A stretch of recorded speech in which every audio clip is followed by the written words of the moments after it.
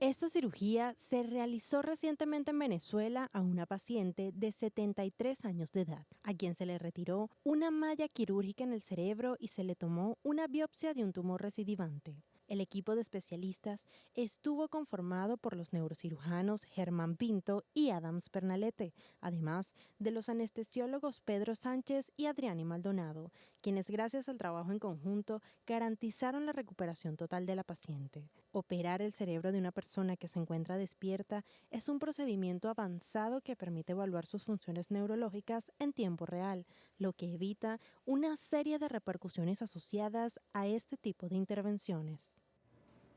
Sin duda alguna, la neurocirugía es una de las cirugías o parte de las cirugías más complicadas que se puedan realizar. De igual manera, el mérito a todo el equipo y vemos también cómo en nuestro país vamos realizando prácticas y vamos también buscando conocimientos y arraigándolos también para ayudar a los pacientes. Justamente una cirugía realizada hace unas semanas atrás en Maracay, Estado de Aragua, se llevó a cabo en una persona de la tercera edad, una paciente femenino, para ayudarla en una operación de cerebro. Esta operación tiene la particularidad, por eso vamos a hablar el día de hoy, sobre los beneficios de realizarla con el paciente despierto, gracias también a el uso de protocolos anestésicos necesarios para ayudar al paciente. Para hablar sobre este tema nos acompaña el día de hoy el neurocirujano Adams Pernalete, como ustedes escuchaban, parte del equipo de neurocirujanos, y también el doctor Pedro Sánchez, quien es el anestesiólogo encargado de esta cirugía. Un gusto recibirlos a ambos, bienvenidos. Un placer. Muchísimas gracias, Daniela, por la invitación nuevamente a tu programa. Gracias por estar con nosotros. Hablemos un poco sobre esto.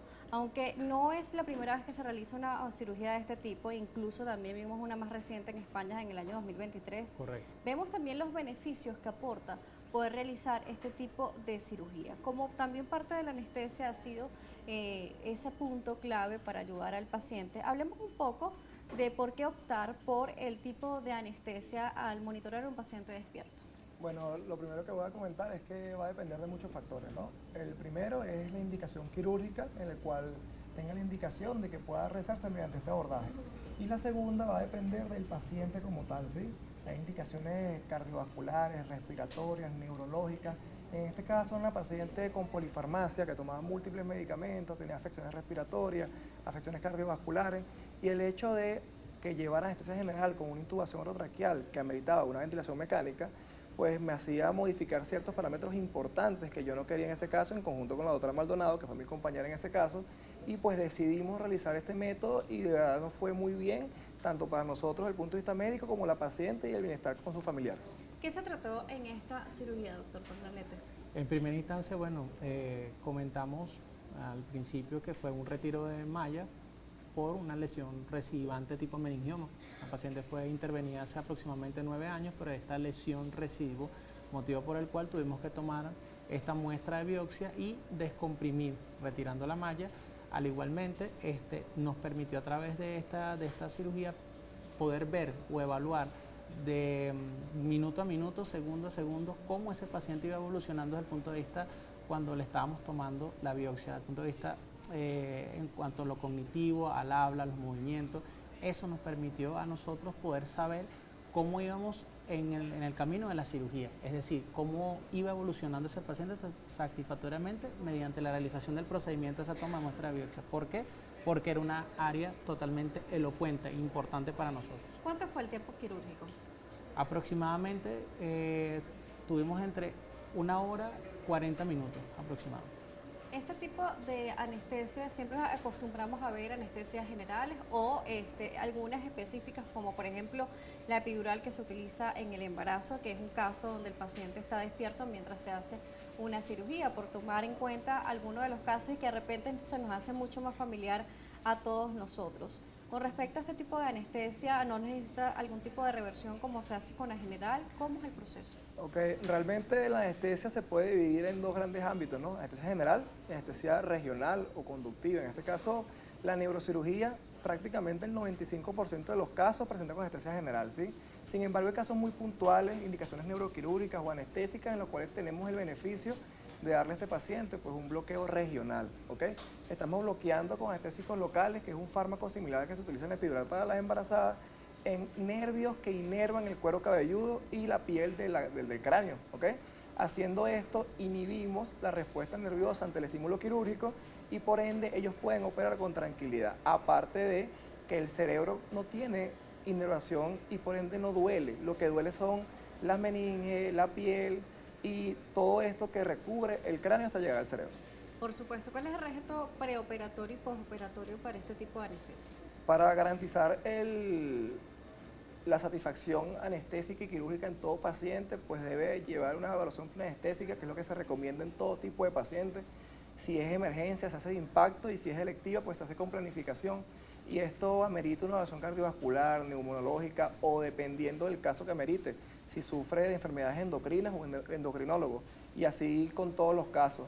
Aparte de esto, laboratorios puntuales, tomografías, electroencefalogramas, va a depender mucho del paciente y del tipo de cirugía. Y en el postoperatorio, en estos casos, las guías internacionales sugieren y fomentan el uso de este tipo de técnicas, ya que podemos evaluar una recuperación más rápida, estancia hospitalaria más corta en el paciente, y además de esto, evitamos las posibles complicaciones que están asociadas a la ventilación mecánica y a la intubación orotraqueal.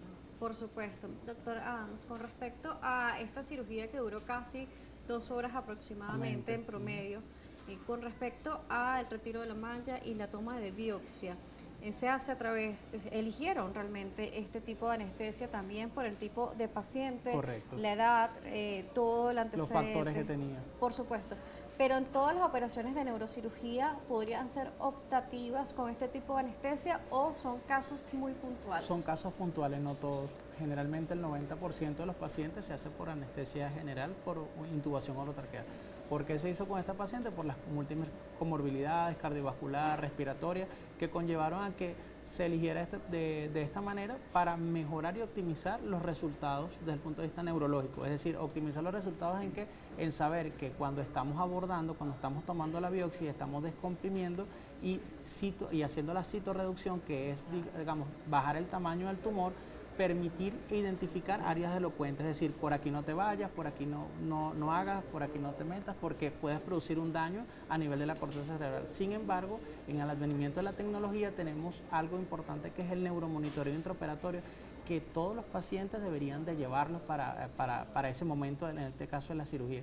Sin embargo, no todos los pacientes y no todos cuentan con ese tipo de neuromonitoreo intraoperatorio que es necesario básicamente para evitar algún daño de algún área elocuente o específica. Claro, le consulto esto porque si tiene mayores ventajas con respecto a la recuperación y también a los riesgos que supone también las prácticas o técnicas para la anestesia, le consultaba porque eso sí, para todos los pacientes en neurocirugía era opción este tipo de sedación o anestesia, mejor dicho. Realmente las indicaciones puntuales, más allá de lo que beneficia al paciente, en el caso de neurocirugía, son cirugías que involucren tumores cerebrales en la corteza cerebral, que es donde me habla de la conciencia, la funcionabilidad del mismo, o en áreas elocuentes, áreas que involucren la parte motora, la parte del habla, la parte de la audición.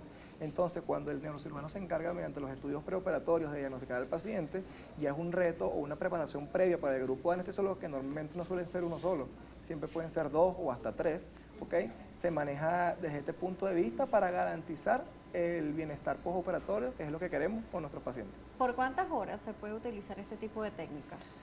Bueno, normalmente la anestesia regional en este caso va a ser en dependencia de la dosis y la concentración de los medicamentos. Se estipula que pudiese otorgarnos 6, 8 o hasta 12 horas de anestesia en el cuero cabelludo, y esto siempre va a estar relacionado con una sedación consciente endovenosa para que le dé confort al paciente y él pueda tolerar estar acostado mientras manipulan el área de la cabeza, en el cual, aunque no hay dolor, va a tener sensación de que hay algo trabajando allí o puede tener esa sensibilidad.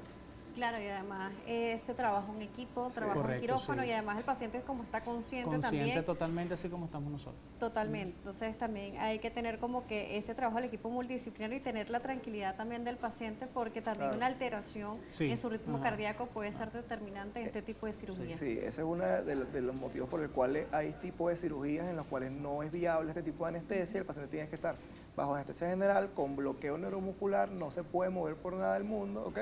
Y en este caso, pues ya evitamos este tipo de anestesia y vamos a la general con otras consideraciones.